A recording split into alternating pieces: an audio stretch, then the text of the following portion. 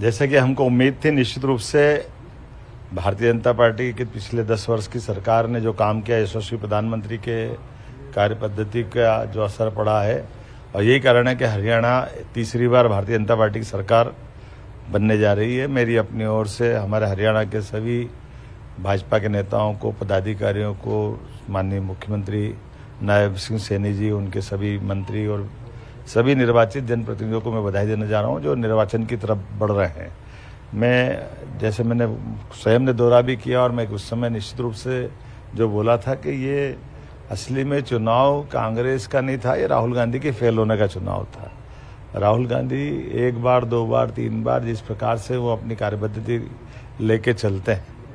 उसके बलबूते पर जनता उसको बहुत अच्छे से जानती है। और भारतीय जनता पार्टी ने विकास के एजेंडे को आगे बढ़ाया है, किसी के बारे में हल्का बोलना नहीं, अपने काम को लेके आगे चलना। माननीय मनोहर लाल जी खट्टर ने भी यही लाइन रखी थी, नायब सिंह सैनी जी ने भी रखी है, और यही लाइन यशस्वी प्रधानमंत्री के नेतृत्व में हमने सबने डिजाइन की है कि हम सब मिलकर विकास की बात करते हैं और विकास की बात जनता पसंद करती है। इसीलिए भारतीय जनता पार्टी में एक बार फिर कमल खिलने जा रहा है। यशस्वी प्रधानमंत्री श्री नरेंद्र मोदी जी के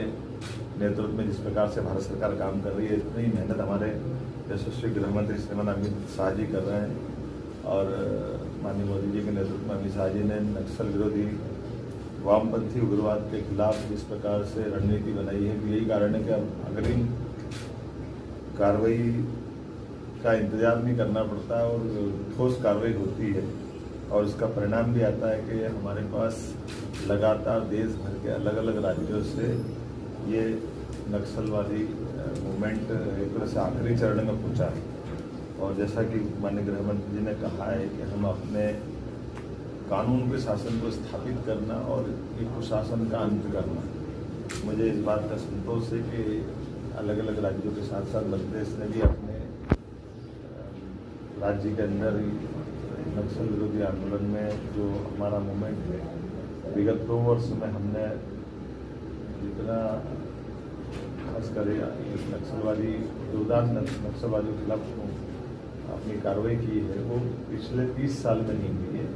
मुझे इस बात का संतोष भी है और भारत सरकार ने भी इस बात को माना, लेकिन जीरो टॉलरेंस के लक्ष्य के आधार पर हम भी चाहेंगे कि ये पूरी तरह से खात्मा हो और उसी के लिए इसी के साथ साथ विकास के सभी प्रकार के आयाम स्थापित हो, खास करके सुरक्षा, सड़क संपर्क, पर्यावरण, दूरसंचार और अन्य प्रकार की गतिविधियों का संचालन करना, जिससे सामान्य जनजीवन में विश्वास बढ़े। और एक तरफ केवल कठोर कार्रवाई नहीं, पुनर्वास की दृष्टि से भी जो नक्सलवादी आंदोलन से जुड़े हुए लोग हैं वो आकर के अपना जीवन में बदलाव चाहते हैं और वो हमारे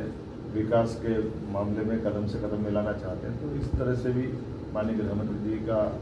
आज बैठक में मार्गदर्शन मिला और हम इस दिशा में भी काम करेंगे कि हम नेस्तनाबूद करेंगे कुल मिलाकर किसी हालत में और जो नक्सलवादी गतिविधियाँ, इनके माध्यम से अव्यवस्था या कानून को अपने हाथ में लेने की किसी को इजाज़त नहीं मिलेगी। सर, मध्य प्रदेश से जुड़ा राज्य रहा है छत्तीसगढ़।